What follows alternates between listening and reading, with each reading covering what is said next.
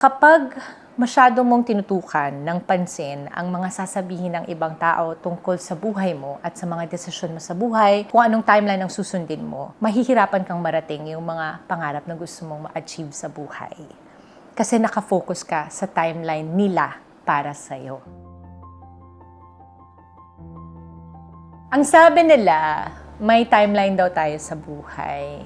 Sabi dapat ganitong edad ka makapagtapos ng pag-aaral, ganitong edad ka dapat nag-aasawa, ganitong edad ka dapat magkaanak, ganitong edad dapat magsimula ng negosyo.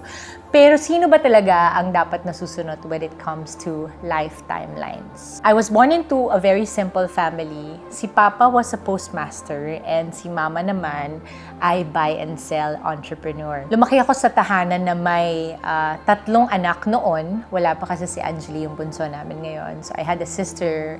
Her name was Pebbles. Sarah siya. Diana ako. Si Bam naman was Charles. Parang mga royal names kami. Mahilig yung lola ko at yung tatay ko sa royal names. My sister Pebbles had leukemia at the time.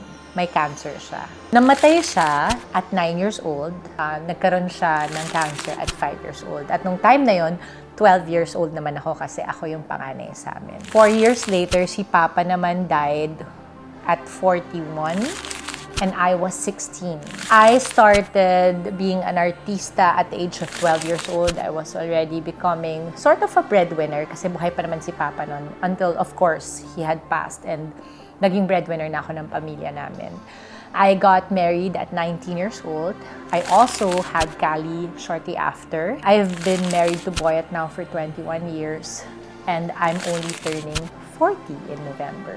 So pag inisip mo yung timeline ng buhay ko, labo-labo siya talaga. While it is not ideal for many people to have that timeline, it is what worked for me. At isa to sa mga bagay na natutunan ko sa buhay. What's very important is that early on in your life, kung anong edad man meron ka ngayon, naiintindihan mo that you are never too old, nor are you ever too young.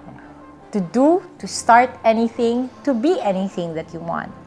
As long as you are healthy, you are alive, you are kicking and breathing, ito ay laging pagkakataon na makapagpanimula ulit. And a failed attempt to be somebody you want to be, lalo na sa timeline na sinusunod mo, hindi to magiging mahirap kung magiging totoo ka sa sarili mo. Ito yung mga kaya kong gawin ngayon. Ito yung mga kailangan kong ma-achieve. Ano yung meron ako? Isulat ninyo. I like actually writing on notebooks. I'm not a big fan of super tech savvy, especially when it comes to my dreams. I'm very old school like that. I always write it down.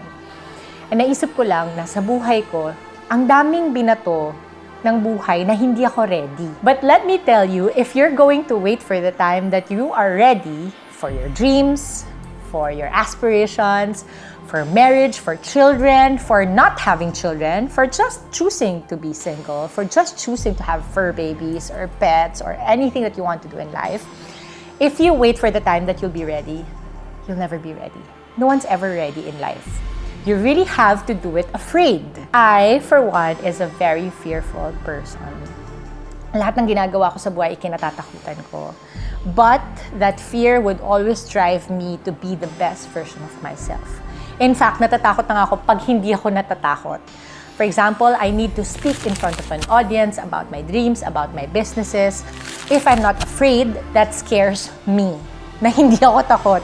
Kasi ibig sabihin, I don't care as much for what I'm talking about if I wasn't afraid. Fear tells you na you care about somebody, you care about something, you care about yourself. Huwag mong hayaang lamunin ka ng takot. Hayaan mo na ang takot ang maging driving force mo to achieve your dreams. And never ever forget that your timeline is for you to decide on alone.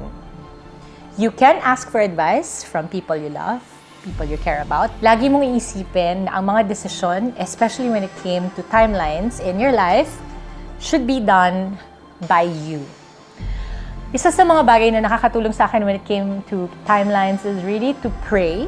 I know it's an old school way of going about things. I know it's a very classic way of going about things. Especially kapag masyadong maraming magagandang nangyayari sa buhay ninyo, nakakalimutan na nating magdasal. But I hope that in your journey to finding the perfect timeline for yourself, you always try to include your faith. Because faith is really believing in something you cannot see. So, habang hindi mo pa nakikita at nahahawakan yung future na yon, panghawakan mo muna yung pananampalataya mo that you are making the right decision for your own timeline.